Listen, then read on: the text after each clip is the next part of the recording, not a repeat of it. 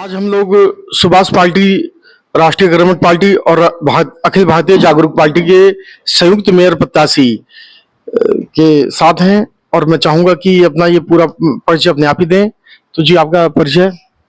जी धन्यवाद। मेरा नाम प्रिया गुप्ता है। अच्छा, ये जो तीनों पार्टियों ने आपको अपना संयुक्त प्रत्याशी बनाया है, अब आप यहाँ गाजियाबाद जैसे एक महानगर जिस पे पूरे देश की निगाह रहती है, आप इसकी यहाँ पे मेयर प्रत्याशी हैं, तो आपने यहाँ की जो क्या समस्या है, जो आपने देखा कि यहाँ स्थिति क्या है? जी, एक्चुअली देखा जाए तो समस्याएं तो काफी सारी हैं। हमारी जो टीम है राष्ट्रीय जनमत पार्टी, उसके जो कार्यकर्ता हैं वो गाजियाबाद के कई सारे पिछड़े इलाकों में गए। वहां जाके उन्होंने गाजियाबाद के इलाकों का दौरा किया और ये देखा कि वहां के जो निवासी हैं वो बहुत ज्यादा परेशान हैं। जैसे कि उनके पास सड़कों में खड्डे हैं, सड़कें ही नहीं है, कहीं कहीं तो पानी की समस्या है। वहां पे सीवर का पानी है वो उनके घरों में अंदर तक घुसा है, जिससे भी बहुत ज्यादा परेशान रहते हैं। तो ये सारी समस्याएं जो बुनियादी समस्याएं हैं वो उनकी जो है वो रिजॉल्व होनी चाहिए और मुझे ये लगता है कि इस चीज के लिए सरकार को कुछ करना चाहिए, बट वो नहीं कर रही है। तो मुझे ऐसा लगता है कि हम आगे आए और उनके लिए कुछ करें। अच्छा, क्योंकि आप खुद एक इंजीनियर हैं जी और अंशुल गुप्ता जी भी इंजीनियर हैं जी, तो अभी तक राजनीति में ये भी थे, अब आप भी आ गई हैं राजनीति में, तो अब जो है आपने इस गाजियाबाद के बारे में क्या सोचा है कि अगर आप जैसे मेयर बन जाती है, जनता आप पे विश्वास करती है, तो ऐसी क्या समस्या है जो मेयर बनने के बाद आप दूर करोगी? जी बिल्कुल, मैं ये बताना चाहूंगी कि सबसे पहले तो जो गाजियाबाद के जो पिछले वर्ग जो गरीब इलाके हैं वहाँ के जो निवासी हैं वो बहुत ज्यादा परेशान है।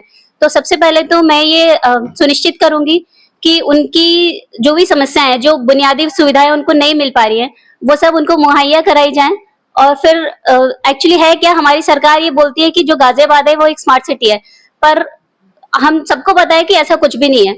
होता क्या है कि एक्चुअली अब मैं वो जो अधिकारी है मैं उनसे पूछना चाहती हूँ कि वो खुद जाए उन इलाकों में और वहां का मुआयना करे, तो मुझे लगता नहीं है कि वो कभी ये कह पाएंगे कि गाजियाबाद एक स्मार्ट सिटी है।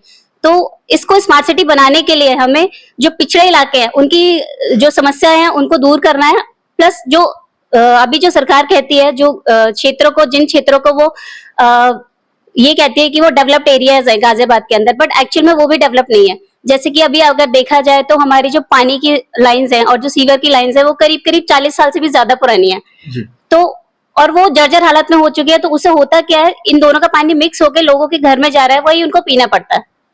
अच्छा, जैसे जी, और भी इसके अलावा और भी काफी सारी समस्याएं हैं, जैसे कि जब सड़कों का निर्माण होता है तो जो प्रॉपर एक जो नियम के तौर से होना चाहिए, जैसे कि पहले पुरानी सड़कें उखाड़ी जानी चाहिए, उसके बाद उस पर नई सड़क पड़नी चाहिए, वो ऐसा कुछ भी नहीं होता। उससे क्या हो रहा है कि सड़क का स्तर तो ऊंचा हो गया पर घरों का स्तर नीचे जाता जा रहा है। अच्छा, जैसे क्या बोलते हैं, अब आप पहले फैमिली देखती थी, अपनी जॉब भी देखती थी, लेकिन अब आपको राजनीति में एक अलग समय देना पड़ेगा, तो ये कैसे आप मैनेज कर लेंगी? जी, मुझे ऐसा लगता है कि आज के टाइम में जो महिलाएं हैं वो किसी भी क्षेत्र में पुरुषों से पीछे नहीं है। हर क्षेत्र में वो उनके साथ कंधे से कंधा मिलाकर आगे जा रही है।